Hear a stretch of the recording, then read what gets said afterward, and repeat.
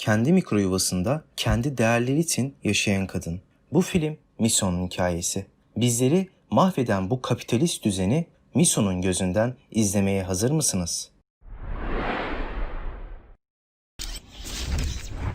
Microhabitat, kapitalizmin çıkardığı engellerle mücadele etmeye çalışan Güney Kore'de yaşayan Miso için 3 değerli şey vardır. Viski, sigara ve erkek arkadaşı. Ve Miso kendi için değerli olan şeyleri korumak için birçok şeyden vazgeçeyim derken bize de insanların gerçek yüzünü göstermeye başarıyor. Ve değerli sandığı o 3 değersiz alışkanlığı için savaşması kapitalist düzenin insanları birer bilinçsiz varlığa çevirdiğini çok iyi bir şekilde anlatmış bize film. Bu dram dolu, acımasız hayatı yansıtan film zevkinize göre ise mutlaka beğeneceksiniz. İyi seyirler.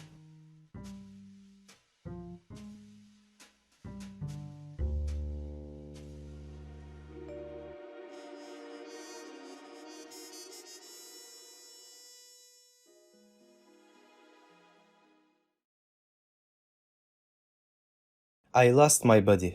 Bu animasyon filmi bizi Paris'in ıssız ve soğuk sokaklarına götürüyor. Yönetmen bu filmde bize 2 ayrı hikayeyi izlettiriyor. Pizza kuryesi Naufel ve onun bedeninden kopmuş el. Bedenden kopmuş el, bedene kavuşmak için büyük yol kat ediyor. Kopmuş elde yürür mü deyip sakın bu filmi kaçırmayın. Bu filmde Naufel, yani kopmuş elin sahibinin macera dolu aşk hikayesini izlerken bizi ekranlarda tutan o gizemi filmin sonuna kadar korumayı başaran yönetmen filmin sonunda bu 2 hikayeyi başarılı bir şekilde birbirine bağlıyor. Bu film bana daha çok birkaç ay önce listeme eklediğim Kabakçı'nın Hayatı animasyonunu hatırlatıyor.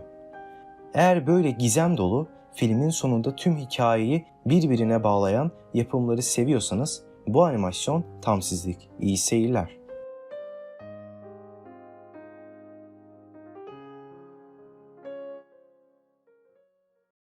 Dawnfall.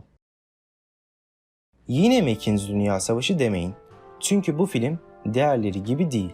Filmde diğer filmlerde değinmeyen konulara değinmiş. Ne bu yıl çıkan Greyhound filmi gibi Almanlar beceriksiz bir toplum gibi gösterilmiş, ne de Overlord filmindeki gibi acımasız. Bu filmde Berlin'in düşüşünü ve Hitler'in intiharını konu alıyor. Yani 2. Dünya Savaşı'nın son yıllarını. Eğer tarihle ilgilenen biriyseniz bu film sizin için çok değerli olacaktır. Benim için bu yalnızca film değil, bir tarihtir, bir sanattır. Fakat filmde birbiriyle çatışan askerler ve tank savaşı bekliyorsanız boşuna beklemeyin. Zevkinize uyarsa mutlaka izleyin. İyi seyirler.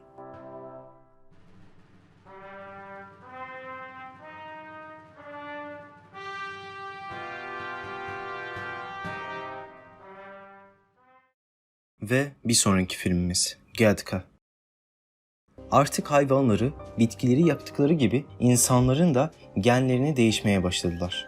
Evet, Gattaca filminin detaysız konusu bu. Filmde normal, yani şu an bizim gibi insanları doğumdan önce genleriyle oynayıp süper insan yapmaya çalışan bilim insanlarını görüyoruz. Fakat ana karakterimiz Vincent bizim gibi doğal bir insan. Fakat doğal insanlar süper insanlarla kıyasla daha çok hata yapabiliyor. Uzun yıllardır uzaya çıkma hayali kuran Vincent, doğal bir insan olduğu için uzay şirketinde yani Gattaca'da astronom olmak yerine o şirketin hadimesi olmuş.